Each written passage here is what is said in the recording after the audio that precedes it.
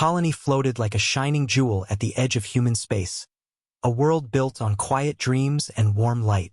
It had been settled long ago, far from the political noise of Earth, far from the border wars of the inner systems. It was a peaceful place where families built homes, raised their children, and believed that the stars would always shine above them.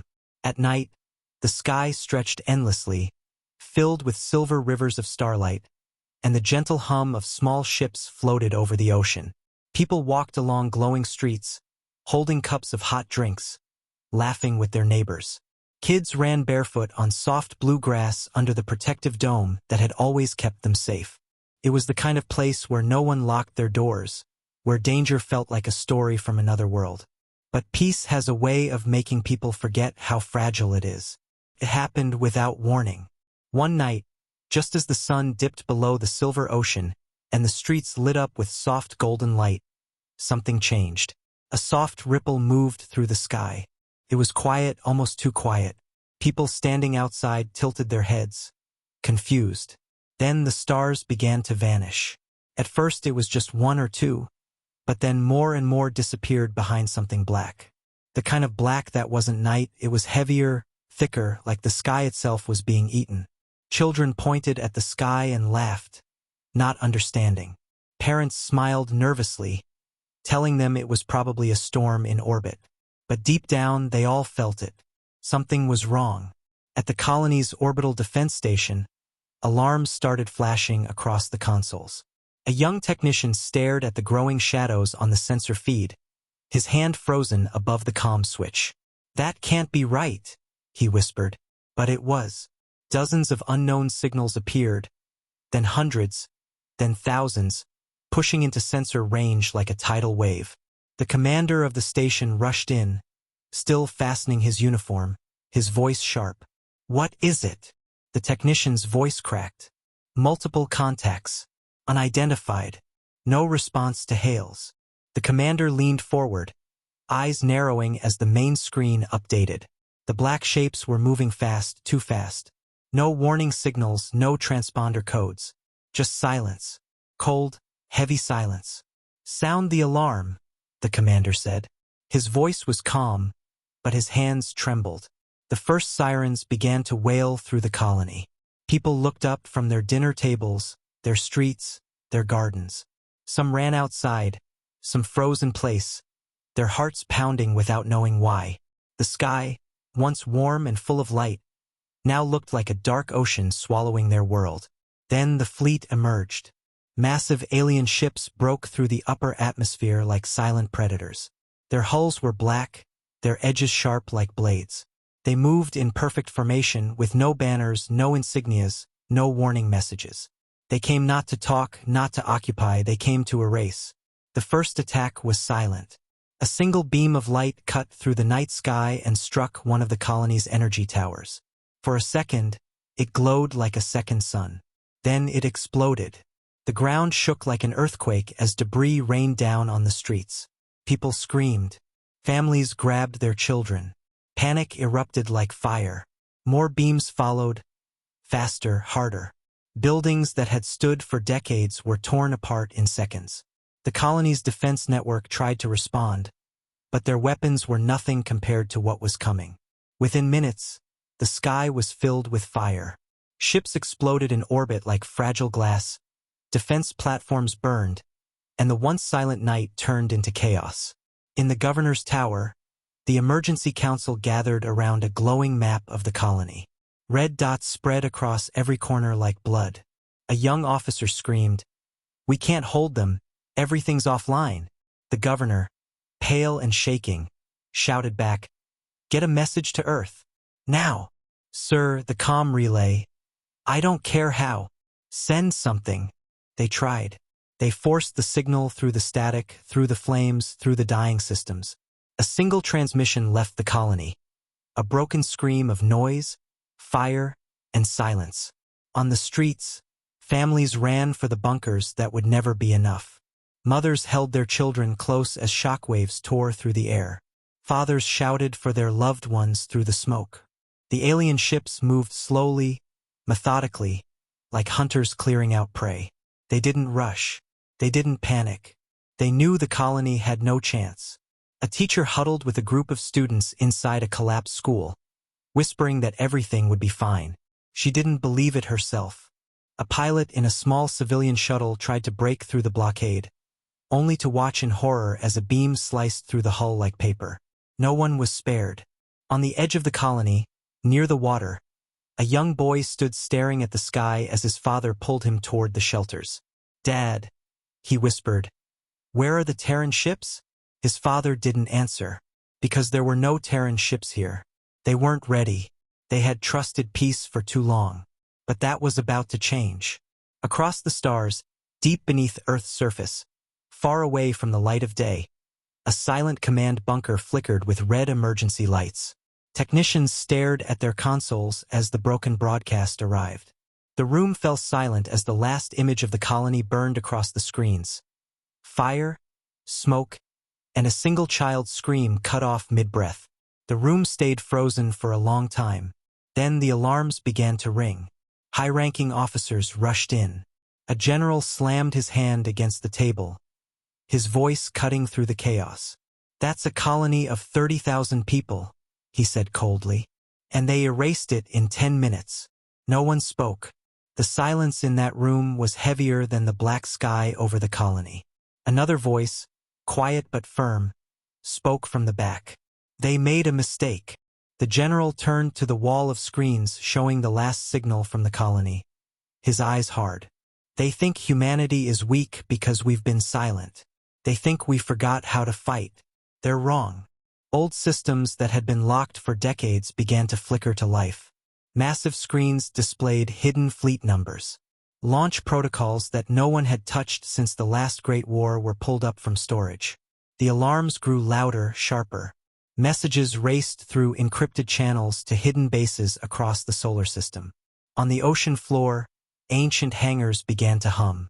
Massive dreadnoughts buried in the black water for years suddenly woke from their slumber, engines glowing like the breath of monsters. In dry docks near the asteroid belts, cruisers were powered up by crews who had been waiting their whole lives for this moment. Humanity had been quiet for too long, but silence did not mean weakness. It meant patience. It meant preparation. And now their patience was over. On the surface of Earth, civilians looked up as the night sky filled with light trails. Fleets began to rise like a black tide. Across the galaxy, alien powers who had laughed at humanity's quiet ways felt something colder than fear. They remembered stories. Stories of wars where Terran fleets moved like storms, stories of battles where the humans never stopped until the enemy was ash. And this time they had started it. The colony was gone, but the signal had reached home.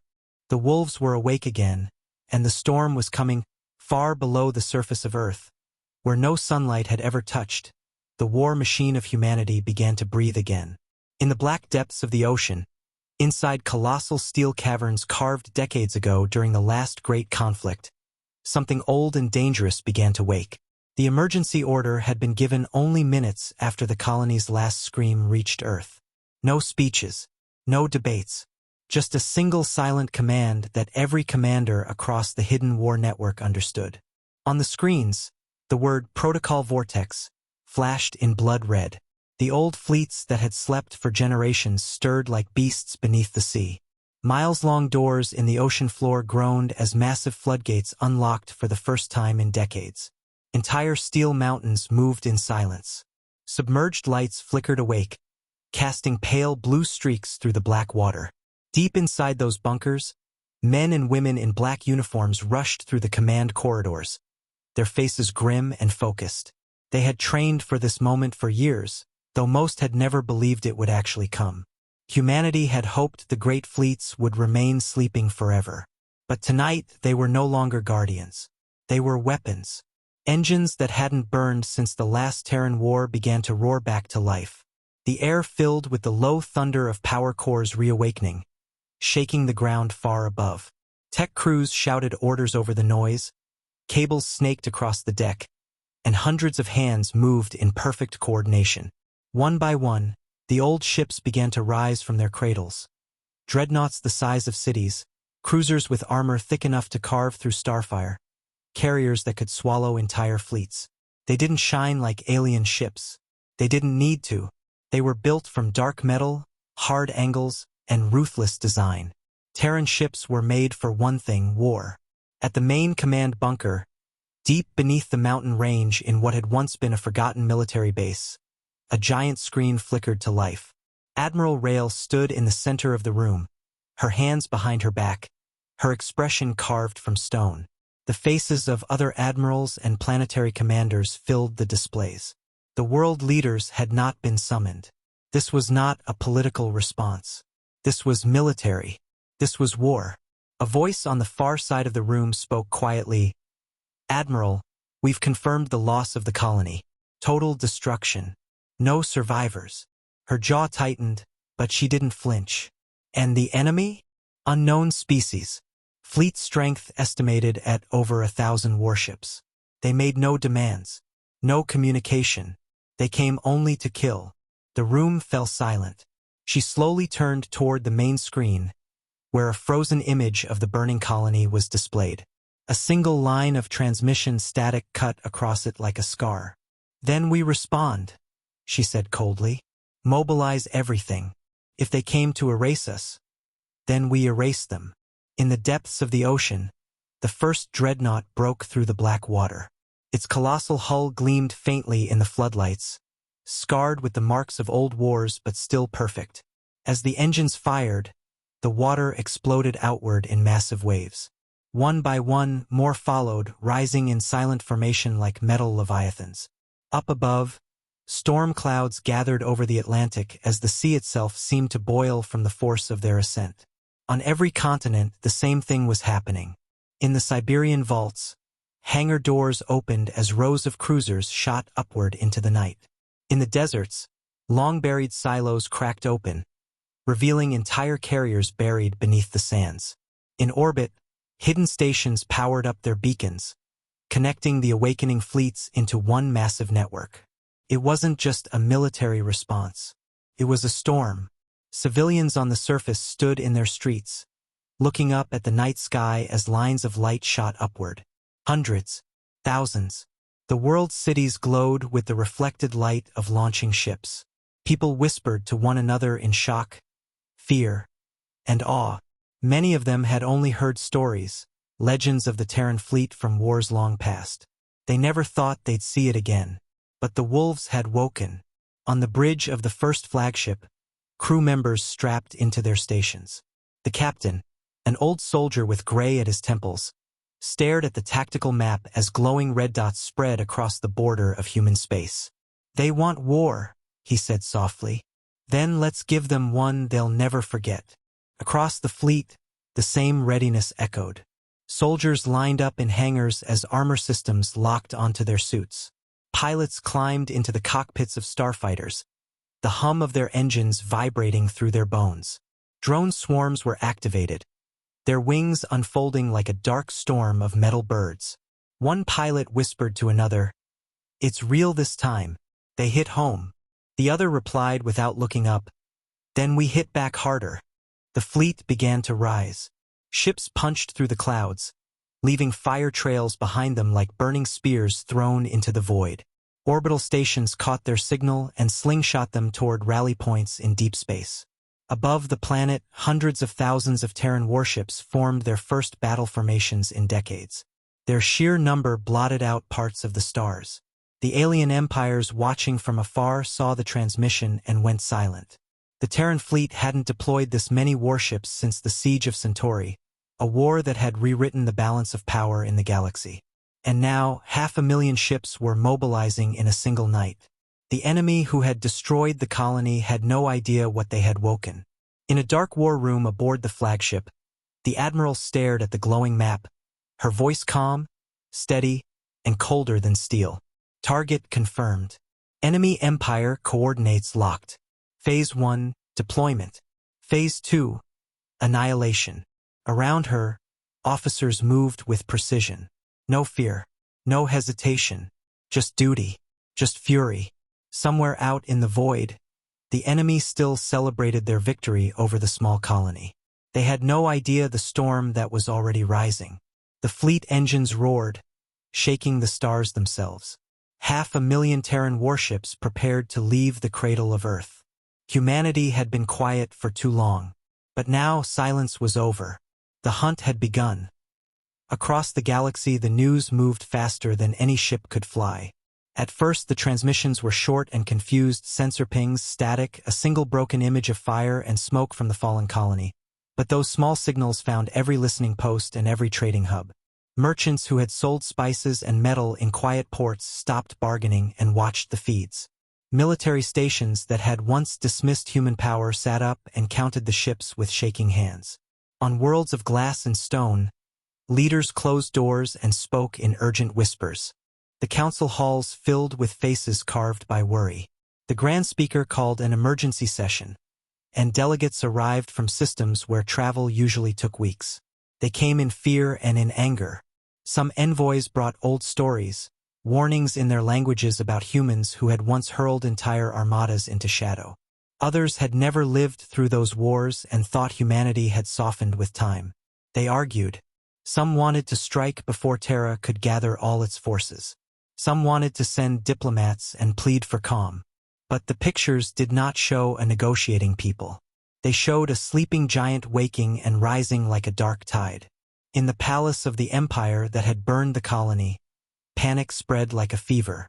Admirals who had never lost a battle crowded around glowing blue maps and tapped frantic orders. Messages flew out to allied houses for ships and aid, but many replies came back slow or empty. Allies hesitated. When one empire watches another grow suddenly strong, it thinks twice about loans and oaths. Traders who once crossed human borders now rerouted convoys and cleared ports, unwilling to be caught between a rising storm and a fallen sun. Rumors began to move on their own. That the Terran fleet was larger than records said. That old war machines had been hidden and preserved for a time like seeds waiting for rain. In taverns on neutral moons, drunk captains slapped each other on the back and argued about whether Earth would truly use so many ships, while in private rooms, the real talk was of retreat and shelter. News feeds showed the Terran dreadnought line, and mothers on many planets put their children closer to them. In the council hall, a blue-scaled delegate who had seen human wars long ago rose with shaking hands. He spoke of history, of the time when humanity answered an insult with a fire so bright it erased entire fleets. His voice echoed through the dome and made many younger delegates look away. "Do not make the mistake we did," he said. "We thought we were safe when the Terran fleets slept. We thought the world would never face their wrath again. They are not like other powers. They bury their weapons and wait." But the empire that had struck the colony refused to see itself as the hunted. Its leader ordered more ships, more shields, more public speeches to steady the people. Soldiers were called from distant garrisons. Factories worked around the clock to patch together more defenses. Yet each effort felt small against the rising dark of the Terran Armada. Spies and scouts brought back numbers that made even hard men swallow. 10,000, 50,000, 100,000, numbers that did not end. Across the border systems, local governments debated. Should they open their harbors to refugees, or seal them to the Terrans and the aliens both? Merchants tried to measure risk and price, but those who had seen war remembered a truth. Once a storm starts, no tariff keeps it away. In quiet corners, old commanders from other species remembered the tactics of Earth wars, how human ships used silent formations, how they struck with life-ending precision, how they used speed and coordinated strikes that left no chance for negotiation. Fear rose among those who had never dealt with humans at their worst. Some factions who once traded with the enemy began to withdraw support. Even the black market for military tech slowed, afraid of crossing a species that now moved as one. As the Terran Armada closed the distance, alien diplomats tried emergency communication. Messages flew to the Terran lines, polite at first, then demanding, then pleading. "We do not want a war," one envoy said, his ships hovering at the edge of a human blockade. "Return to your space and we will talk." The Terran response was silence, no words, only movement. The silence itself became a message. It said, "We were struck, we answer with fire." In private halls, some leaders whispered that Earth had chosen a terrible path. In public, others called for calm. But the humans had their own example to follow, and it was older than any envoy's speech. In the hidden command centers beneath Earth, strategies moved like clockwork. The Terran plan was not chaos. It was quiet, terrible order. Ships fell into formation that had been drilled in secret for decades. Fighters flew in winged swarms that could blind sensors and cut circuits. Cruisers lay in silent arcs waiting to funnel an enemy into traps. The Admiralty made choices quick and sure. When the first contact finally came, it was sharp and fast. Alien scouts blundered into a screening line and were gone in minutes, their screams cut short by weapons that struck with surgical hate.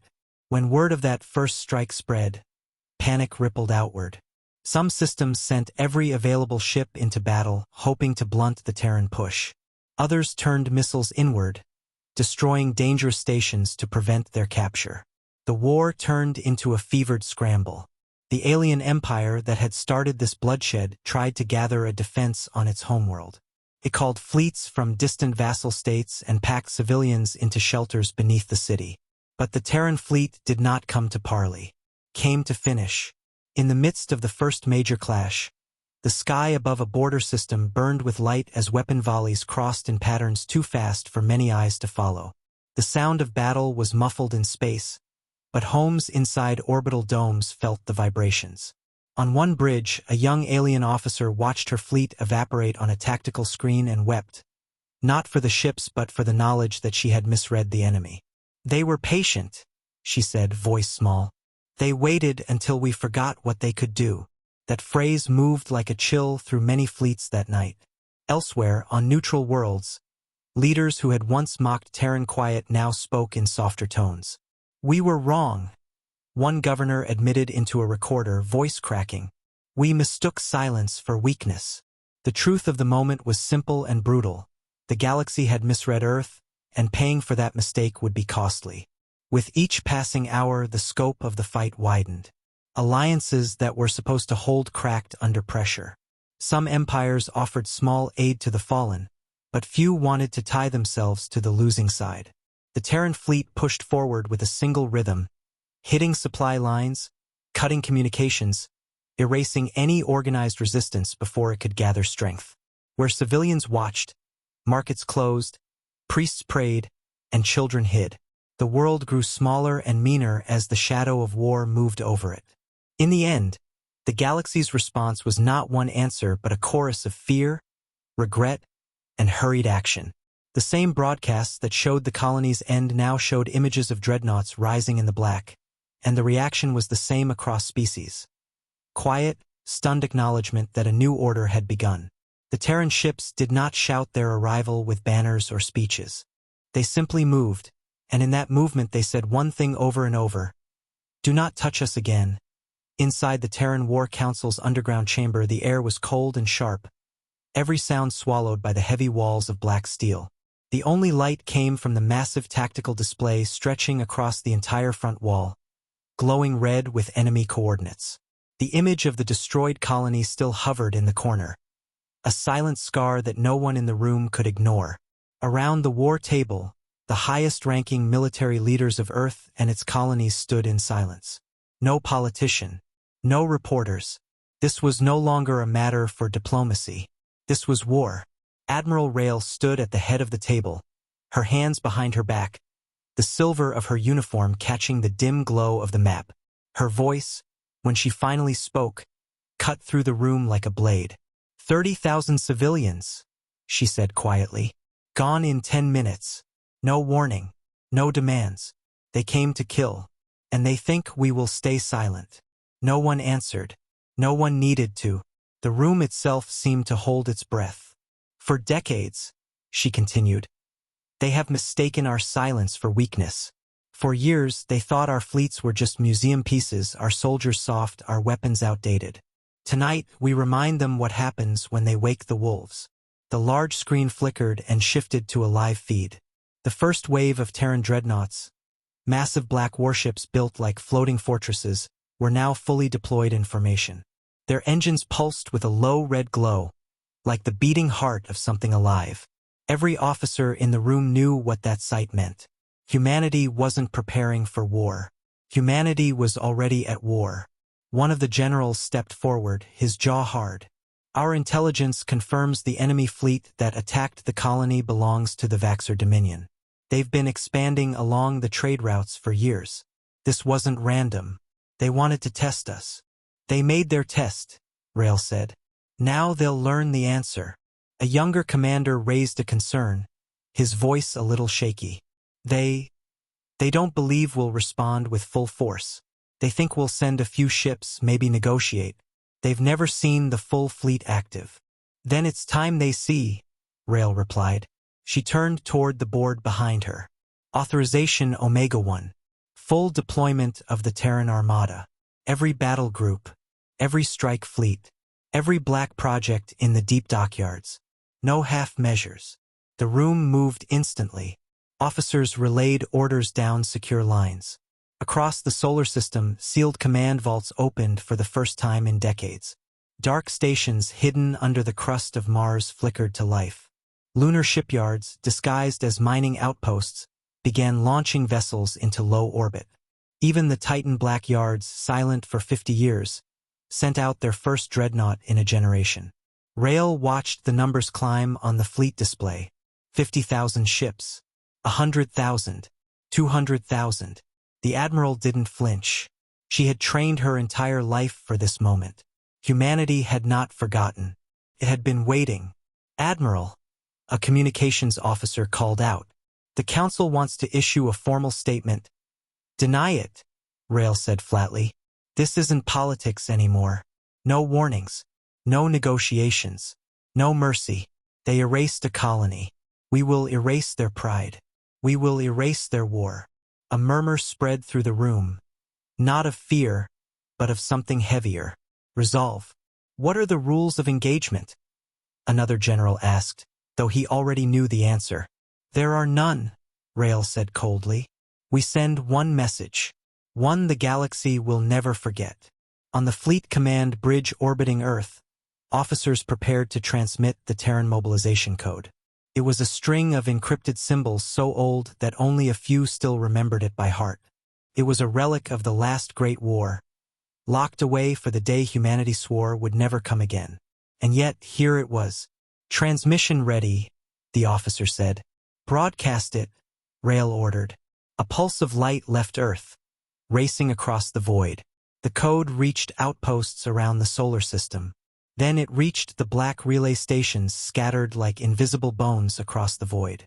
Within minutes, the code reached the far edges of human space. One by one, the hidden fleets that no one believed still existed responded. Engines roared to life. Weapons primed. 500,000 warships aligned themselves toward a single set of coordinates, the heart of the enemy. Across the galaxy, alien powers intercepted fragments of the mobilization signal. In foreign halls, commanders paled as they read the code name, Wrath Protocol. It was a name from a war they'd sworn to never speak of again. A name that had ended empires. Some governments held secret emergency meetings. Some quietly recalled their ships from human borders. Others simply sat in silence, realizing the storm they had always feared was finally awake. Back in the war room, the final authorization came through. The room fell quiet again. Rail stepped forward, looking at the burning red map one last time. They took 30,000 of ours, she said, her voice low and steady. We take their empire. They will not rebuild. They will not crawl away. They will be a warning to every species that forgets why they fear us. The Council of Admirals bowed their heads, not in prayer, but in a silent promise. The kind of promise only humanity could keep. The kind that burned like fire. Outside the atmosphere, the fleet began to move. One by one, massive dreadnoughts accelerated, followed by cruisers, carriers, and swarms of fighters. The entire night sky turned into a storm of light. 500,000 warships rising like a black wall. Their engines burned like fire in the void. The time for silence was over. Humanity had spoken, not with words but with warships. A single colony had been erased, and now an empire would follow. And as the Armada crossed the line into enemy space, every star they passed seemed to dim, as if even the universe held its breath. The Terran Armada moved like a single living thing. Millions of tons of metal slid through the dark, engines burning low so they did not scream across every sensor. At the heart of the formation rode the dreadnoughts, black and heavy, their bows cutting through the void like knives. Around them sat cruisers and destroyers, fighters nested like bees in their carriers. Everything had a place. Everything had a job. The enemy watched them come and first thought it was a show of strength, an overreaction perhaps to make others think twice. Their scanners counted ship after ship and kept finding more. Numbers that should not have been possible filled their screens. Pride turned to doubt in the faces of alien admirals. They opened hails and blared messages into space. The Terran ships answered with silence and movement. There was no speech. There was only the cold fact of steel in the void. The first contact was not a battle in the old style. It was a trap that had been waiting to close. Terran wing formations slid into position like hands lacing together. Fighters burst from the carriers in tight columns, their shapes dark and quick. The cruisers dropped smokescreen arrays that fooled long-range sensors and made the alien targeting systems blink. Then the strike began. Came with perfect timing. Missiles and torpedoes that had been waiting in hidden silos launched in waves so dense many sensors overloaded. Alien ships had seconds to react. Some tried to turn, to bring their shields to bear, to fire back, but the Terran ordnance pierced their defenses where it mattered. Engine cores, bridge towers, weapons arrays. Whole squadrons disappeared in a fireball and a silence that followed like a question without an answer. The Terrans did not waste ammunition on theatrics. Their strikes were precise. Where they wanted to remove a fleet, they removed it. Where they wanted to blind a station, they blinded it and moved on. In the first hour, entire patrol lines simply vanished from the tactical maps. The enemy admiralty scrambled new formations, desperate to plug the holes. But the Terran crews had trained for this. They had practiced the patterns in private hangars and digital war rooms until the moves were muscle memory. Fighters darted into gaps and held them. Dreadnoughts kept formation and fed fire into concentrated enemy clusters until the clusters were no more.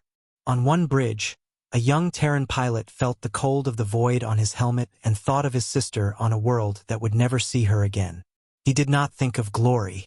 He thought of the boy from the colony who had once waved a toy ship at a passing freighter. He aimed his guns and fired. The alien response was fierce but disorganized. They had fought many wars, but they had not seen this kind of coordination in a long time. Their communications clogged with panic, orders repeated and delayed.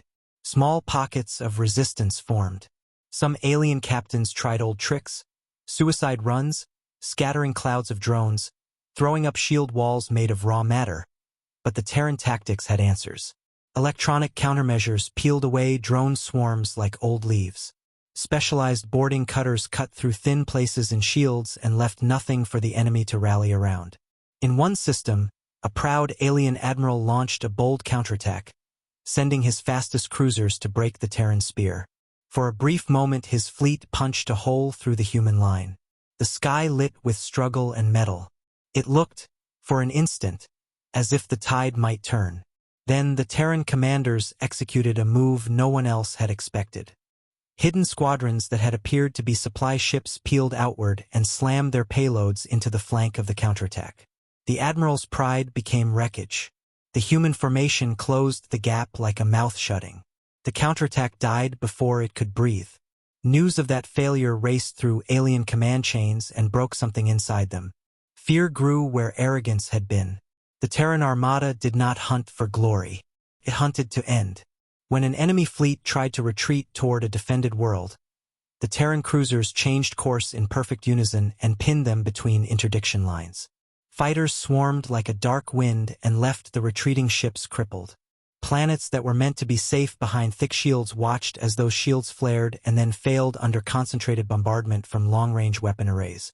The Terrans kept striking until their targets were no longer threats. In the civilian nets, the broadcasts showed only flashes, burning hulls, drifting wreckage, alarm calls cut off mid-sentence. The images were terrible and clean.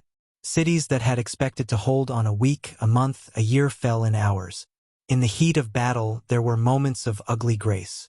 A cruiser captain who had lost her station minutes before used the last working thrusters to fling lifeboats away from a plummeting superstructure. She knew the loss would haunt her. She felt it and kept flying. Somewhere else, after an orbital bombardment, Terran ground teams dropped into shattered streets to secure what was left. They moved with the same cold order as the ships. Their boots were heavy on the broken ground. Their orders were simple: secure, evacuate survivors where possible, neutralize any remaining threats. The soldiers were not blind to suffering. Many saw things that would not leave them. They were human with memory, but they were bound to a mission that had been born from the loss of people who would never return. The alien capital tried to rally every reserve they had. They called mercenaries and summoned dormant weapons from old vaults.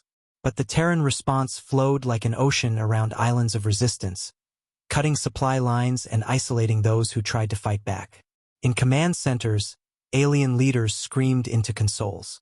Their words were sharp and small against the ticking clock. "Concentrate on the wormholes," one cried. "Stop their supply," another demanded. The solutions came too late. By the time they moved, the Terran interdiction had already chopped the logistics fingers that fed their fleets. The scale of loss began to show in grim numbers. Entire shipyards were burned. Dockyards that had fed their economy sputtered and died. Systems that had boasted centuries of commerce now faced silence and ash.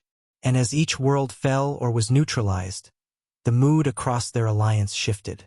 Former allies sent limited help, convoys that arrived too late or in too small numbers. Some kept their distance entirely. The message had landed. The Terran fleet was not a force to test. In the heart of the battle, small human acts of mercy appeared like cracks of light. A medic in a black suit crawled through burning rubble to reach an alien child trapped in a collapsed market. He did not think of politics. He thought of the look on his mother's face the first time he left home. He pulled the child free and carried it to a rescue ship. The camera aboard that rescue ship later showed the small hands of the child clinging to the uniformed arm that had saved him. The image spread and complicated the story of the war for those who watched from afar. Yet such mercies did not dull the overall purpose. The Terran command made very clear that this campaign had been ordered with one aim: to stop the threat and to make sure it could not rise again. The fighting moved quickly from system to system. The Terran Armada hit supply hubs, command nodes, and the lines that connected them. Each strike was surgical and meant to last. In the void, where silence had ruled for decades, a new sound took hold: the low, steady rhythm of human engines and the sharp, clean notes of weapons that meant to finish a war fast. By the third day, entire sectors had been cleared of organized resistance. Where there had been fleets, now there were only carcasses and slow-burning wrecks. The galaxy watched in a new kind of fear. The price paid by the colony had awakened something vast. The Terran ships did not gloat. They moved on, their work not yet done. Their pilots and soldiers carried the weight of what had driven them into this dark. They moved with purpose and a terrible calm. The first contact had become more than an opening blow. It had become a statement. Humanity would answer in full.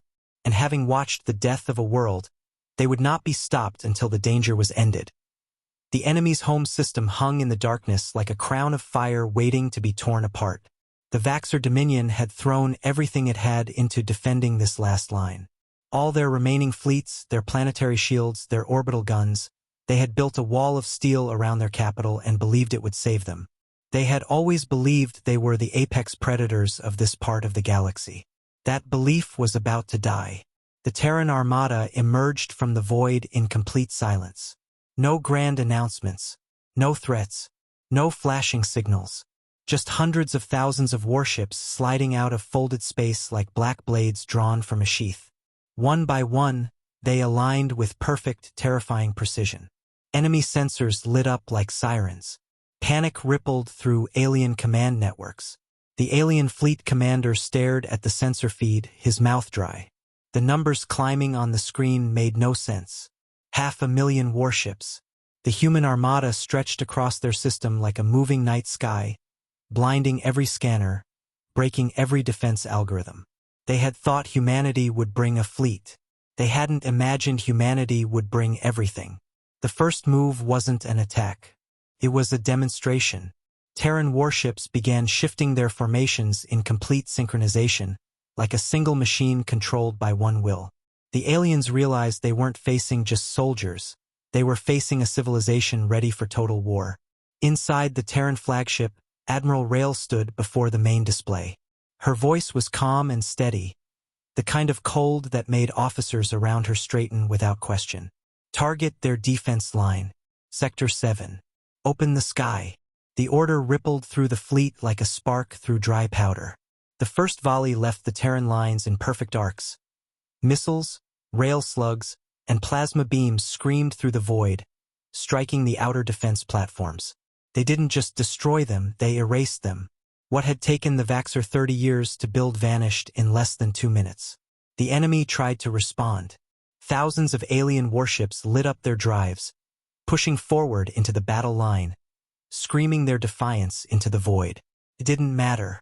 Terran formations broke them like water against stone. Squadrons of human strike craft swarmed around their heavier ships, slicing through armor, disabling weapons, cutting engines. Terran dreadnoughts advanced with unstoppable weight, every shot finding its target. The alien commanders were good. They weren't cowards, but their tactics belonged to an age before Terran war doctrine. Their lines fell apart faster than they could form them. They fired wildly, desperate to hit anything, but the human ships moved too fast, too precisely, as if the battle had been rehearsed 1,000 times before it began. On the alien capital world, civilians crowded into shelters as the sky above them turned into a storm of fire. Defense stations that had been promised to protect them for generations were blinking out of existence on every screen. One terrified voice shouted in the control room, "How can they have this many ships?" Another voice whispered the truth no one wanted to say, "Because they built for war while we played at Empire." On the Terran side, the assault moved in waves. Dreadnoughts crushed the enemy's front line, destroyers flanked their remaining forces, and infiltration craft slipped past their collapsing defenses, planting EMP torpedoes inside orbital command structures. Entire sections of their planetary shield grid shut down one after another, like lights going out in a dying city. Terran bombers streamed into the gaps. When the shields cracked, the capital world lay exposed like a raw nerve. Admiral Rail didn't smile. She didn't gloat. She just gave the next order with the same calm, brutal clarity as the first. Begin cleansing operations. No military infrastructure remains standing. Civilians are to be spared. Everything else burns. Across the fleet, the order echoed. Weapons charged. Engines roared. The bombardment began. Orbital guns, missile silos, fleet yards, communication spires. Every piece of military might the Vaxxer Dominion had ever built was turned into molten metal. Their fleet tried to retreat to the second line of defense. It didn't matter. Terran cruisers and gunships hunted them down with cold efficiency. There was no screaming, no hatred, only precise destruction. The humans had come not to conquer, but to end. One alien admiral, watching from his failing command ship, whispered to himself, "We should never have touched them." His last sight was a Terran dreadnought blotting out the stars before the hull split apart in silence. As their capital world burned, transmissions flooded out into the wider galaxy. The Vaxxer had thought they could crush one colony and go back to their throne as conquerors. Instead, every empire, every trade house, every observer saw the price of that decision. They saw the Terran Armada, 500,000 warships, moving like a storm no one could stop. And they knew the lesson carved into the void that night. You do not strike humanity and survive. In orbit above the shattered world, the Terran fleet held formation. The enemy's last line of defense lay in pieces. The Dominion's military power no longer existed. But there was no cheering on the human bridge. No celebration. This wasn't victory. This was justice written in fire. One officer looked at the burning planet and whispered, "They'll never forget this." Admiral Rail didn't look away from the screen. Her voice was cold. Final. Good. That's the point. As the bombardment slowed, the enemy's capital city glowed like a dying ember. The last transmission from the Dominion's leadership was a broken plea for mercy. But humanity had already shown its mercy. Civilians lived. Everything else died. The Terran Armada began to reposition for withdrawal, not because it feared retaliation but because there was nothing left to fight. The empire that had erased a human colony had just been erased itself. And the galaxy watched, understanding something it had forgotten for generations. Humanity didn't bark. Humanity didn't threaten. Humanity only answered once. And when it did, it never had to repeat itself. The war was already over, but the silence that followed was louder than any explosion. Above the burning remains of the Vaxxer Dominion's capital, the Terran Armada hovered like a wall of iron blotting out the stars. The once proud enemy fleet was nothing but wreckage drifting in the void, their great stations reduced to twisted metal and frozen fire. The Dominion's proud banners had been turned to ash. Their communications, once sharp and full of arrogance, had fallen quiet. And in that silence, the entire galaxy held its breath. No one spoke. No one dared. The storm had arrived, swept through an empire that once believed itself untouchable, and left nothing standing.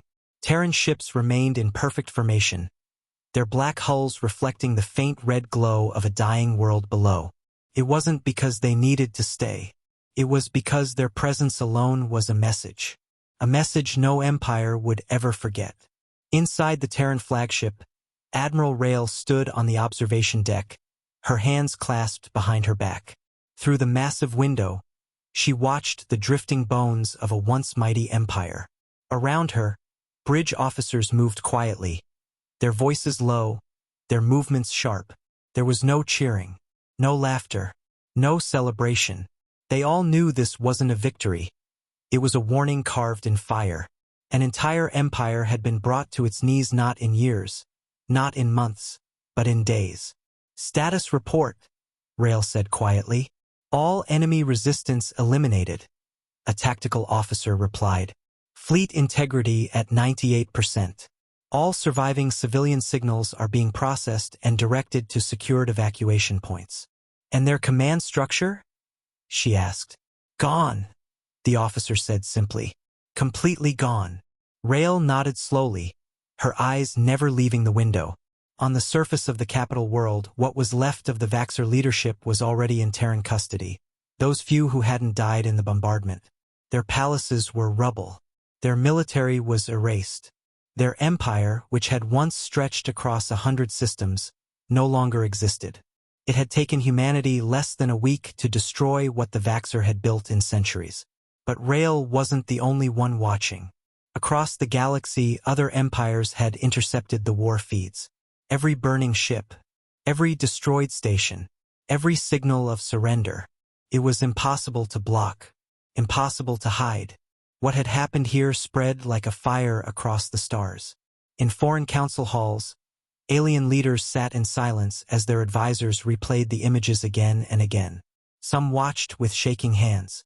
Some whispered old stories they had tried to forget. Stories of the Terran wrath from centuries past, when humanity, once provoked, burned whole fleets into silence. Some empires started immediate emergency sessions. Others shut down their border operations, too afraid to be noticed. And some, the more foolish ones, whispered plans to contain humanity before it became too powerful. But even those whispers were quiet, almost afraid to be heard by the stars themselves. On neutral planets, traitors who had once mocked humanity's quiet nature now spoke with fear.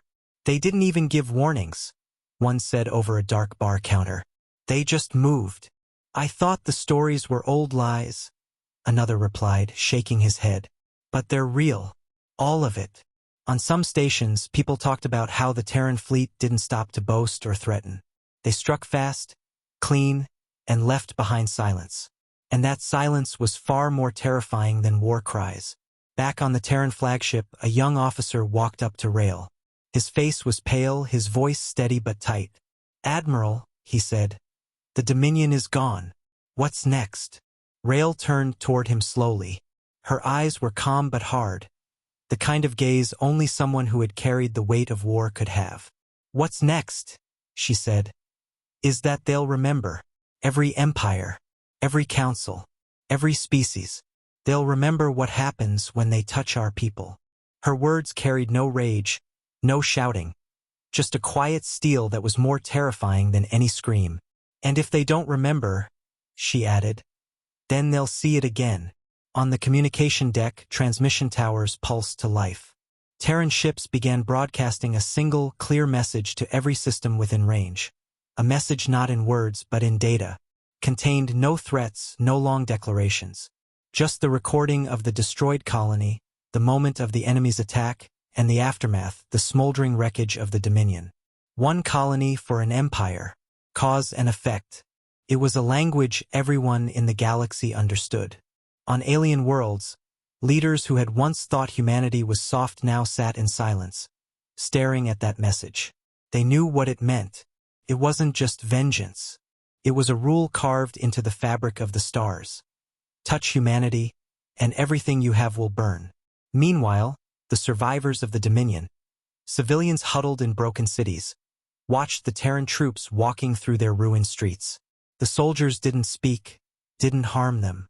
They simply secured key locations, escorted civilians to safe zones, and moved with quiet precision. To the civilians, it was surreal. The same species whose ships had erased their empire now offered them food, shelter, and silence. It was as if the humans wanted to make sure no one mistook this for conquest. It was punishment, and punishment was over. Above the ruined world, the fleet began to shift. One by one, the dreadnoughts turned their bows away from the capital. Engines flared, burning white and gold against the blackness of space. The withdrawal was as silent as the attack had been. They didn't linger. They didn't gloat. They left the wreckage behind them like a tombstone. The galaxy didn't need monuments to remember this. It would remember on its own. And as the last Terran ships vanished into the void, alien leaders everywhere understood the message carved into the stars that night. Humanity didn't seek wars. But if you gave them one, you would never get a second chance.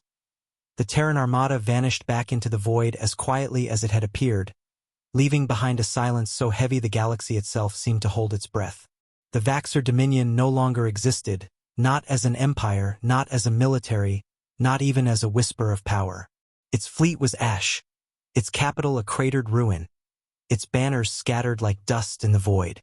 A civilization that had once bragged of its strength and ruled over hundreds of systems had been wiped out in less than a week. 500,000 Terran warships had come and gone like a storm, and in their wake, nothing dared to move.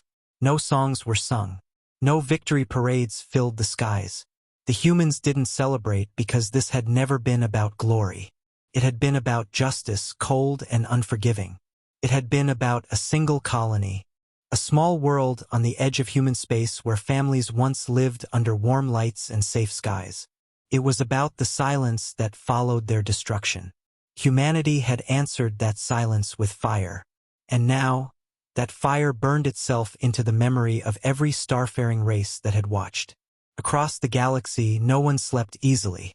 In the grand halls of alien councils, screens still replayed the same images. The Terran dreadnoughts sliding out of the void like black blades, the enemy fleet breaking apart in minutes, the capital world burning under the weight of orbital fire. Leaders stared at those images in silence, their faces pale. These were not the loud conquerors they had imagined. Humans didn't roar when they came. They didn't bargain. They didn't posture. They moved like a blade through water, efficient, precise, unstoppable. Some tried to call emergency meetings, whispering about defense treaties, shield networks, and alliances. Others simply lowered their voices and quietly began dismantling plans that involved crossing Terran borders. Empires that had once mocked humanity now watched the stars on their borders like prey watches a shadow in the forest. On the neutral worlds, traders gathered in smoke-filled bars and spoke in half-whispers. They erased an empire for a single colony, one said. I saw the feed, another answered. Not even the Vaxxer fleets could slow them down. Someone else leaned closer, voice trembling. They didn't just win, they ended it. The Vaxxer didn't even have time to beg. Those words spread like wildfire through the underworld and the great halls alike. The fear wasn't loud. It didn't have to be. It crept into every conversation, every plan, every calculation. No one wanted to be the next Vaxxer. Back on Earth, there was no parade, no fireworks, no crowd screaming in triumph. There was only a quiet night sky and people who looked up knowing their fleets were out there. Families of the colony victims stood at memorials, their faces lit by soft lights as they watched the final transmission from the fleet. A single line scrolled across the screen. The debt is paid. In the Terran War Council chamber, Admiral Rail stood alone in the darkness, the map of the galaxy glowing faintly before her. The red marks that had once represented enemy fleets were gone. She didn't smile. She didn't cheer. She just stared at the empty section of space where the Vaxxer Dominion had once stood. They thought we forgot, she whispered to herself. Now they'll remember for centuries. Around her, the council members watched quietly as the fleet reports came in. Casualties minimal, the operation complete. Every warship accounted for. Not a single Terran fleet had been destroyed in the battle. To the galaxy, that detail was the most frightening of all. Terran fleets didn't just win. They crushed. They erased. And then they disappeared back into the black. At the edge of former Vaxxer space, a few neutral ships crept in weeks later, careful not to trip any remaining mines. They found nothing left. No ships, no resistance, no banners. Only ruins drifting in silence. The burned remains of what had once been an empire. A single Terran beacon floated at the edge of the system, anchored to a shattered moon. It didn't broadcast a threat. It didn't boast. It only repeated 3 words in every galactic language. Do not forget. That was all it needed to say, because everyone understood what it meant. In the months that followed, the galaxy changed. Border tensions that had simmered for decades suddenly disappeared. Pirate fleets that had once haunted the outer trade routes vanished overnight. Old enemies who had been preparing to test humanity quietly shut down their plans. Peace didn't come from negotiations. Came from fear, from respect, from the knowledge that the wolves of Terra were not sleeping anymore. On human worlds, life began to return to normal.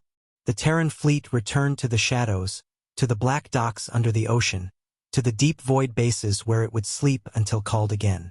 It didn't stay in orbit to boast. It never did. The power of humanity had never been in showing off. It was in striking so hard that no one forgot. Children grew up learning the story of the colony. Of the night the stars went dark. Of the fleet that rose in silence. It became more than a story of war. It became a warning to all who lived under the same stars. Humanity didn't seek war. But if war found them, they didn't fight halfway. They burned the enemy's name out of the galaxy. In alien academies, new officers were forced to study the fall of the Vaxxer Dominion. Not because they admired it, because they feared repeating it. They analyzed the Terran fleet movements, their precision, their coordination, and no matter how they studied, they all reached the same conclusion. There was no counter to a storm like that. The night sky would forever remember that week. A single colony had been erased, and in response, 500,000 Terran warships had risen from the void like a tidal wave of iron and fury. Empires rose and fell throughout history, but that moment would be told for centuries. The night humanity reminded the galaxy that silence is not weakness. It is the sound of something waiting to strike. And when the wolves of Terra strike, there is no second chance.